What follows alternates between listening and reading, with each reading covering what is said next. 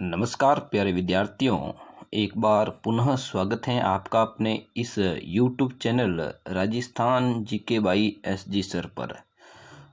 विद्यार्थियों, आज हम जो नई पुस्तक आई है NCERT की, जो कक्षा 12 से संबंधित हैं, और इसका जो विषय होगा वो है राजनीतिक विज्ञान।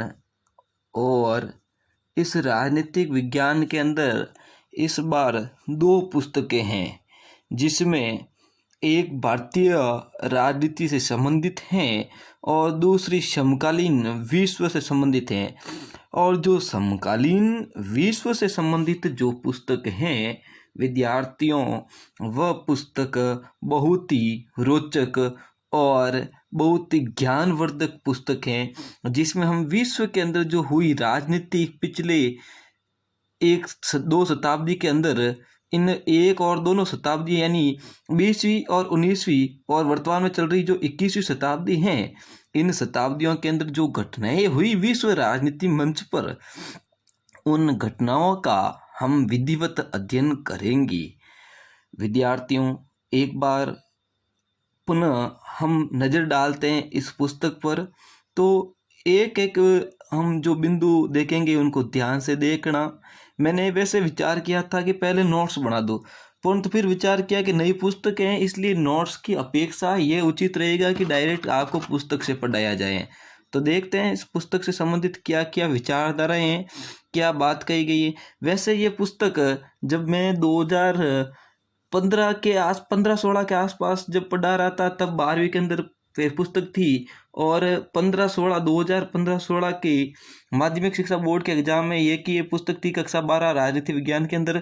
बहुत ही रोचक पुस्तक थी। तो शुरू करते हैं हम पढ़ा बिना समय खराब किए इस पुस्तक से संबंधित क्या है। तो पहला इस पुस्तक का अध्याय है, और उस अध्याय का नाम है शीत युद्ध का दौर। शीत युद्ध का दौर। पहले तो ये शब्द आया शीत। आपको पता है शीत का अर्थ होता है ठंडा। क्या होता है? ठंडा। यानी कहने का मतलब ऐसी स्थिति जिसमें लग जाए कि अब तो युद्ध होकर ही रहेगा, अब तो युद्ध होकर ही रहेगा, परंतु युद्ध नहीं हो पाता है। इसे शीत युद्ध का दौर कहा जाता है। तो शुरू करते हैं हमारे इस चैनल के माध्यम से। तो जल्दी से जल्दी अपने दोस्तों को जोड़ लीजिए जो अब कक्षा 11वीं से प्रमोट होकर, क्योंकि कोरोना महामारी के कारण जो है राजस्थान सरकार की गाइडलाइन के अनुसार जो लोकल क्लास से थी 10वीं 12वीं को छोड़कर सभी को प्रमोट कर दिया गया है। प्रमोट का मतलब पास कर दिया गया है बिना परीक्षा के। तो अब चलो परीक्षा हुई नहीं हुई वो चीज़ बात की, परंतु हमें पुस्तकों का किताबी ज्ञान होना बहुत ही जरूरी है। तो शुरू करते हैं इस अध्याय को, शीत युद्ध का दौर। सर्वप्रथम हम लेते हैं इस अध्याय का परिचय।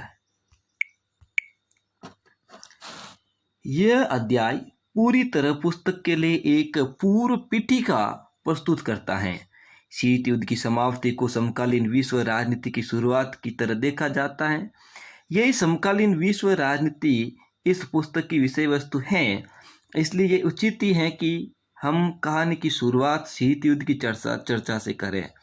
इस अध्याय से यह साफ होगा कि किस तरह दो महाशक्तियां संयुक्त राज्य अमेरिका व सोवियत संघ का वर्चस्व शीत युद्ध के केंद्र में रहा था। अब शीत युद्ध का मुख्य केंद्र रहा था संयुक्त राज्य अमेरिका, संयुक्त राज्य अमेरिका, और दूसरा रहा था सोवियत संघ रूस। इन दोनों के मध्य हुआ था क्यूबा मिसाइल संकट भी एक इसका बहुत बड़ा हिस्सा रहेगा। तो यह अध्याय हमारे विश्व के विभिन्न हिस्सों में शीत युद्ध की समर स्थलियों तक भी ले जाएगा। और इस अध्याय में गुट निरपेक्ष आंदोलन पर इस दृष्टि से विचार किया जाएगा। गुट निरपेक्ष एक शब्द आया विद्यार्थियों, गुट निरपेक्ष। गुट निरपेक्ष का अर्थ क्या है? यानी ऐसी स्थिति जैसे पहला गुट संयुक्त राष्ट्र संघ अमेरिका, संयुक्त राज्य अमेरिका, दूसरा सोवियत संघ रूस, ना तो इस गुट में सम्मिलित होना, ना इस गुट में सम्मिलित होना, बल्कि अपनी तटस्थ स्थिति रखना, वो होता है गुट निरपेक्ष। यानी अपने आप को गुटों से अलग रखना, अपने आप को गुटों से अलग रखना। और गुट निरपेक्षता के प्रतिपादक 3 व्यक्ति थे, टीटो, नासिर और नेहरू। भारत के नेहरू, टीटो और नासिर, ये 3 व्यक्ति थे, इन्होंने गुट निरपेक्षता का प्रतिपादन किया था। दोनों राष्ट्र के दबदबे को चुनौती दी और गुट निरपेक्ष देशों द्वारा नई अंतर्राष्ट्रीय आर्थिक व्यवस्था स्थापित करने के प्रयास में चर्चा की। और इस अध्याय में यह बताते हुए की गई है कि किस तरह इन देशों ने गुट निरपेक्ष आंदोलन को अपने आर्थिक विकास और राजनीतिक स्वतंत्रता का साधन बनाया। अध्याय के अंत में गुट निरपेक्ष आंदोलन में भारत की भूमिका का भी मूल्यांकन करेंगे। और ये प्रश्न पूछा गया है कि भारत के हितों की रक्षा के लिए गुट निरपेक्षता की नीति किस सीमा तक सफल रही थी। हालांकि आज गुट निरपेक्षता का कोई वर्चस्व नहीं है, क्योंकि ना तो आज शीत युद्ध जैसा दौर है और ना ही आज 2 महाशक्तियां हैं। विश्व में केवल एक ही महाशक्ति बची है, वो है संयुक्त राज्य अमेरिका। बाकी अब चीन भी उभरती हुई महाशक्ति है, परंतु फिर भी संयुक्त राज्य अमेरिका जो है वर्तमान में विश्व की महाशक्ति बना हुआ है। इस प्रकार हम देखते हैं इस अध्याय का प्रथम जो बिंदु रहेगा वो रहेगा क्यूबा मिसाइल संकट। आज हम इस क्यूबा मिसाइल संकट के बारे में हम जानकारी लेंगे। जब शीत युद्ध का दौर चल रहा था और घटना है 1961 की। कब की घटना है? 1961 की घटना है। और जब शीत युद्ध का दौर चल रहा था, अप्रैल माह में सोवियत संघ के नेताओं ने को ये चिंता सता रही थी कि अप्रैल माह की बात है कि जो सोवियत संघ के नेता थे उनको ये चिंता सता रही थी कि अमेरिका साम्यवादियों द्वारा शासित क्यूबा पर आक्रमण कर देगा। जो अमेरिका है अपने साम्यवादियों द्वारा जो शासन चला रहा है क्यूबा पर, और वो आक्रमण कर देगा। और इस देश के राष्ट्रपति उस समय थे फिदेल कास्त्रो। कौन थे? फिदेल कास्त्रो का तख्ता पलट हो जाएगा। क्यूबा अमेरिका के तट से लगा हुआ एक छोटा सा द्वीपीय देश है और यह देश है, और इस देश के जो है राष्ट्रपति फिदेल कास्त्रो थे। और सोवियत संघ के नेताओं को ये डर था, ये चिंता थी। घटना 1961 अप्रैल माह की घटना 1961 की, और इन नेताओं को ये चिंता थी कि कहीं अमेरिका है जो साम्यवादियों द्वारा शासित क्यूबा पर आक्रमण कर देगा और इस देश के जो राष्ट्रपति हैं फिदेल कास्त्रो का तख्ता पलट हो जाएगा। क्यूबा अमेरिका के तट से लगा हुआ था और एक छोटा सा देश, द्वीपीय देश था। क्यूबा का जुड़ाव जो है सोवियत संघ से था। अब देखो, बात चिंताजनक यह थी, क्यूबा जो एक छोटा सा द्वीपीय देश था जो अमेरिका के तट से लगा हुआ था, परंतु इनका लगाव था, जुड़ाव था, प्रेम था, वो सोवियत संघ से था। और सोवियत संघ उसे कूटनीतिक तथा वित्तीय सहायता भी देता था। सोवियत संघ के नेता उस समय थे निकिता खुश्चेव सोवियत संघ के नेता थे। देखो, प्रमुख बातें ध्यान रखना, क्यूबा मिसाइल संकट के समय सोवियत संघ के नेता कौन थे और फिदेल कास्त्रो का क्या संबंध था, तो ये चीज़ें बिल्कुल ध्यान रखना। क्यूबा को रूस के सैनिक अड्डे के रूप में बदलने का फैसला लिया। किसने? निकिता क्रुश्चेव ने जो है क्यूबा को रूस के सैनिक अड्डे के रूप में बदलने का एक महत्वपूर्ण उस समय निर्णय ले लिया था। अब हम आगे देखते हैं, तो बहुत ही रोचक और मज़ेदार चीज़ें हैं इसमें। विश्व की राजनीति के अंदर हम इन चीज़ों को पढ़ेंगे तो आपको वाकई में लगेगा कि क्या पुस्तक है और क्या इसमें घटनाएं दे रखी हैं। और इस प्रकार हम देखते हैं 1962 में क्रुश्चेव ने क्यूबा में परमाणु मिसाइलें तैनात कर दी। इन हथियारों की तैनाती से पहली बार अमेरिका नज़दीकी निशाने की सीमा में आ गया। अब क्यूबा पर हुआ यूं, घटना एक बार पुनः देखना। क्यूबा जो सोवियत संघ रूस के नेता थे उनको चिंता थी कि कहीं अमेरिकी साम्यवादी वर्चस्व के लोग जो हैं क्यूबा पर अधिकार नहीं कर ले, आक्रमण नहीं कर ले, क्योंकि क्यूबा अमेरिका के सटा, अमेरिका के नज़दीक एक द्वीपीय देश था और उस समय उन सोवियत संघ के नेताओं को डर था कि फिदेल कास्त्रो का तख्ता पलट कहीं अमेरिकी साम्यवादी लोग नहीं कर दे, इसलिए उन्होंने क्योंकि क्यूबा का जुड़ाव किसके साथ था, सोवियत संघ रूस के साथ था, इसलिए सोवियत संघ ने फिर अप्रैल 1962 में जो हैं क्यूबा के अंदर सोवियत संघ के नेता थे निकिता खुसरेव, उन्होंने क्यूबा को अपना सैनिक अड्डा बनाने का फैसला लिया। 1962 में खुसरेव ने क्यूबा में परमाणु मिसाइलें तैनात कर दी।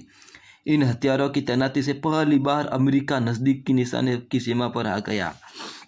हथियारों की इस तैनाती के बाद सोवियत संघ पहले की तुलना में अब अमेरिका के मुख्य भूभागों के लगभग 2 गुना ठिकाने या शहरों पर हमला बोल सकता था और क्यूबा में सोवियत संघ द्वारा परमाणु हथियार तैनात करने की भनक अमेरिकियों को 3 हफ्ते बाद लगी, क्योंकि आज तो देखो इतना यूँ टेक्नोलॉजी जमाना है, मात्र एक सेकेंड में हर चीज़ की भनक लग जाती है, परंतु क्यूबा के अंदर जो सोवियत संघ के द्वारा परमाणु हथियार, परमाणु मिसाइल तैनात की गई थी, उसकी भनक अमेरिकी लोगों को 3 हफ्ते बाद लगी। और उस समय अमेरिका के राष्ट्रपति थे जॉन एफ कैनेडी। कौन थे?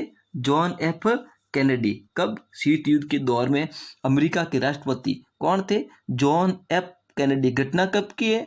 अप्रैल 1962 की।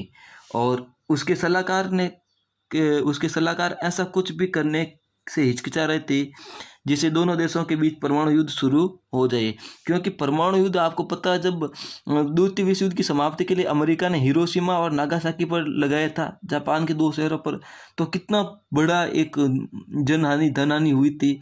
तो इसलिए अमेरिका हिचकिचा रहा था कि कहीं परमाणु युद्ध शुरू नहीं हो जाए, लेकिन वे इस बात को लेकर दृढ़ थे कि निकिता खुसरेव क्यूबा से मिसाइल और परमाणु हथियारों को हटा लें। अब जोसेफ कैनेडी ने आदेश दिया कि अमेरिकी जंगी बेड़ों को आगे करके क्यूबा की तरफ ले जाने वाले सोवियत जहाज़ों को रोका जाए, और इस तरह अमेरिका सोवियत संघ के मामले के प्रति अपनी गंभीरता की चेतावनी देना चाहता था। और ऐसी स्थिति में यह लगा कि युद्ध होकर रहेगा, क्योंकि अमेरिका ने भी अपने जंगी बेड़े सोवियत संघ के लिए रवाना कर दिए। इसी को क्यूबा मिसाइल संकट के रूप में जाना गया और इस संघर्ष की आशंका ने पूरी दुनिया को बेचैन कर दिया। और यह टकराव कोई आम बात नहीं थी, इस टकराव की कोई आम युद्ध नहीं होता। अंततः दोनों पक्षों ने युद्ध टालने का फैसला किया और दुनिया ने चैन की सांस ली। सोवियत संघ ने जहाज़ों ने या तो अपनी गति धीमी कर ली या वापसी की ओर रुख कर दिया, और इस प्रकार क्यूबा मिसाइल संकट शीत युद्ध का चरम बिंदु रहा था। अब प्रश्न पूछ ले, क्यूबा मिसाइल संकट कब हुआ था? ये घटना तब की 1962 की, अप्रैल 1962 की। क्यूबा मिसाइल संकट शीत युद्ध का चरम बिंदु किसे कहा जाता है? क्यूबा मिसाइल संकट को। शीत युद्ध के समय सोवियत संघ रूस के राष्ट्रपति या नेता कौन थे? तो निकिता खुसरेव। क्यूबा के राष्ट्रपति कौन थे? क्यूबा के शीत युद्ध के समय क्यूबा के राष्ट्रपति कौन थे? और फिर अमेरिका के राष्ट्रपति कौन थे? तो इन सब का हमें नाम याद रखना बहुत जरूरी है। शीत युद्ध सोवियत संघ और अमेरिका तथा इनके साथी देशों के बीच प्रतिद्वंद्विता, तनाव और संघर्ष की एक श्रृंखला के रूप में जारी रहा, और सौभाग्य से इन तनावों और संघर्षों ने युद्ध का रूप नहीं लिया, यानी इन देशों के बीच कोई पूर्ण व्यापी रक्त रंजित युद्ध नहीं हुआ जिसमें खून खराबा हो। ऐसा युद्ध नहीं छिड़ा और विभिन्न इलाकों में युद्ध हुए। दोनों महाशक्तियां और अपने साथी देश इन युद्धों में संलग्न रहे। वे क्षेत्र विशेष के अपने साथी देशों के मददगार बने, लेकिन दुनिया तीसरे विश्व युद्ध से बच गई। और इस प्रकार शीत युद्ध सिर्फ आराजाई सैनिक गठबंधन अथवा शक्ति संतुलन, यानी दोनों देश अपने आप का शक्ति संतुलन बनाने का मामला भर नहीं था, बल्कि इसके साथ साथ एक विचारधारा के स्तर पर भी एक वास्तविक संघर्ष जारी रहा। विचारधारा की लड़ाई इस बात को लेकर भी थी कि पूरे विश्व में राजनीतिक, आर्थिक और सामाजिक जीवन को सूत्रबद्ध करने का एक सबसे बेहतरीन सिद्धांत कौन सा है। पश्चिमी गठबंधन का अगुवा अमेरिका था और ये गुट उदारवादी लोकतंत्र तथा पूंजीवादी का हामी था। कौन? अमेरिका। अमेरिका पूंजीवादियों का हामी था, उदारवादियों का हामी था। और पूर्वी गठबंधन का अगुवा यानी अगुवाई करवा था सोवियत संघ, रूस। और इस गुट की प्रतिद्वंदता समाजवाद तथा साम्यवाद के लिए थी। और आप इन विचारधाराओं के बारे में कक्षा 11 में पढ़ चुके हैं, और मैंने भी पढ़े हैं। कक्षा 11 में जो विद्यार्थी मुझसे पढ़ चुके हैं उनको पता है कि किस प्रकार ये युद्ध हुआ था। तो अब कल हम चैप्टर लेंगे शीत युद्ध क्या है। तो आशा करता हूँ कि आपको ये वीडियो अच्छा लगा होगा। अच्छा लगा है तो एक बार लाइक, कमेंट, शेयर, सब्सक्राइब जरूर कर दें और कमेंट बॉक्स में अपनी जरूर राय दें। जो भी प्रश्न है वो पूछते रहें। धन्यवाद।